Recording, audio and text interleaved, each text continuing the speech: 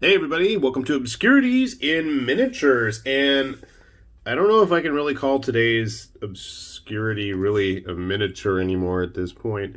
I'm looking at all of the constituent parts for one of Archvillain Games' newest models from their Patreon, their Tome of Demons collection.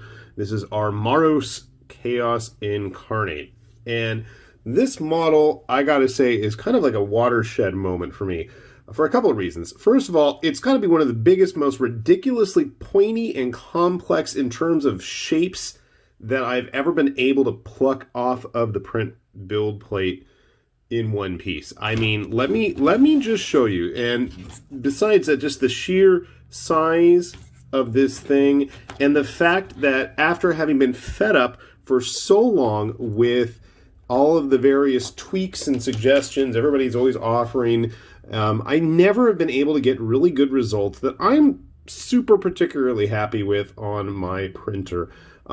So this time around, I said, screw it, and I just went and put it on the default settings for a Frozen Sonic Mini, which is what I've been printing on lately, in Cheeto Box, and just let chaos reign and take whatever came off of the build plate. And actually the results were really, really good. I didn't tweak it or play around with it. The only fails I had on the entire thing, other than the base not being 100% straight, which is easily remedied, and it's something I'm going to, fix anyways, because I don't like leaving scenic bases touching the ground. It's weird. It's unclean, impure. But anyways, this dude is just one of the most impressive things I've seen come off of a 3D printer yet. Archvillain Games has really outdone themselves, not only with this entire release, just this one model alone. This has got to be one of the biggest size sets of models from a Patreon that I have come across yet. I was just absolutely blown away with the quality of it. So why don't we take a closer look here?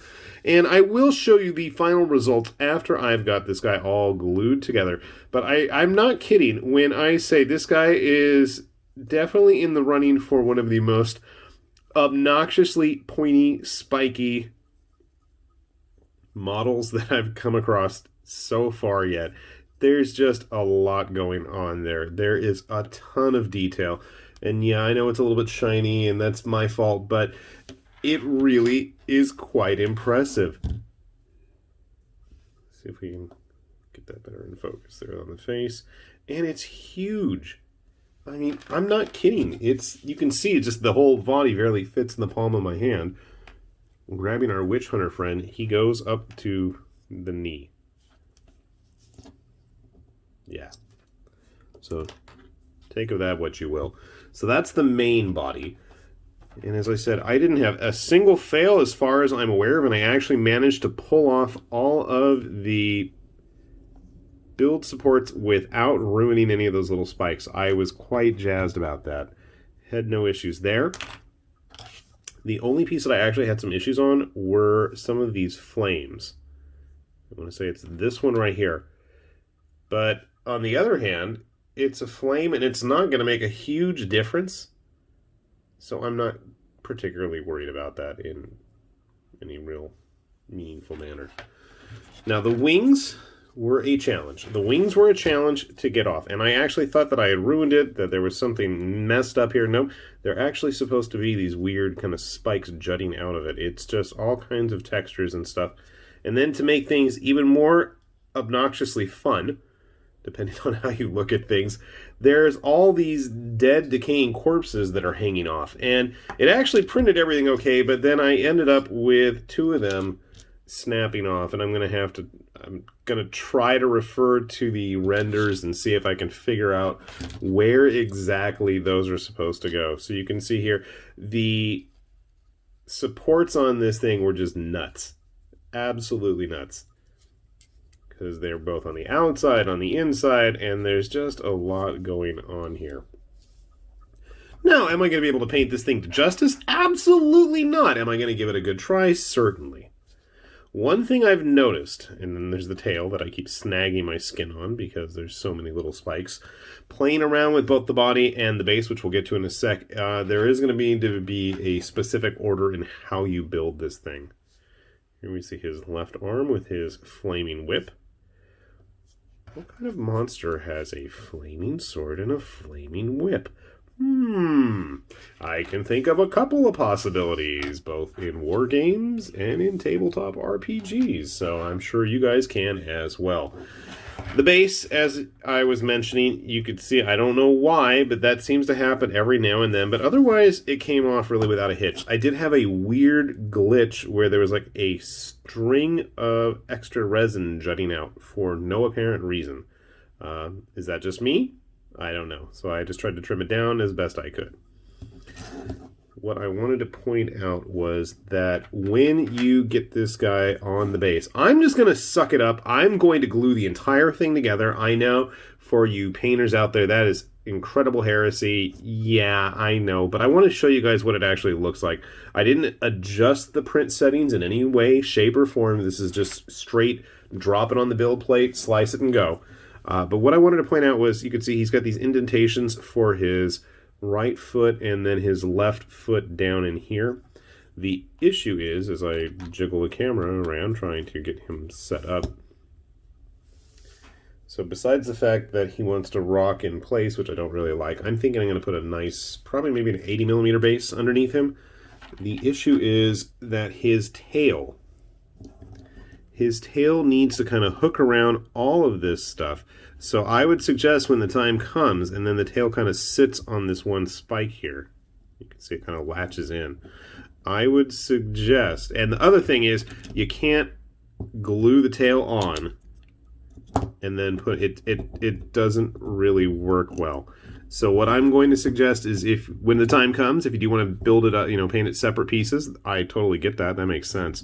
But I would glue the body to the base, then glue the tail on to get it to latch in there. But that's just me, and if maybe I printed it wrong and I just didn't realize it or something, but to me that seems to be the best way to get everything in there.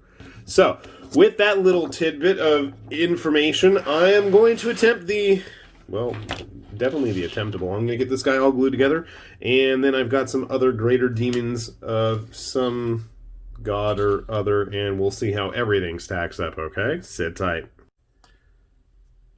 Alright guys, we got Armaros, well, as much put together as I am currently willing to have him be done. I've just got his wings green, with the green stuff, blue tack, just kind of hanging in there for the moment, because I think just given the way of how the wings that are draped, it's going to be a royal pain in the butt to really get in there and paint him otherwise. Now, I glued most of the rest of it onto the base. Unfortunately, the base, as I showed earlier, did not do the best job of printing straight. I'm probably going to mount that on a big black generic one. Which one? I don't know. Maybe a 80 or 100mm base, just to give him a nice size and comparable to a greater demon. And honestly, I mean, he really is. I gotta say, I was absolutely impressed, not only just with the look of the model, the fact that it printed all right for me, just to me, and the level of detail going on this guy. To me, it's almost like it's a real watershed moment.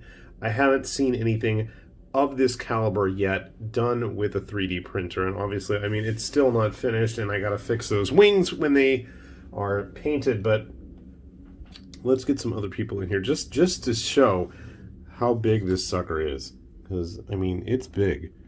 Where's our witch hunter? I can never find him when I need it.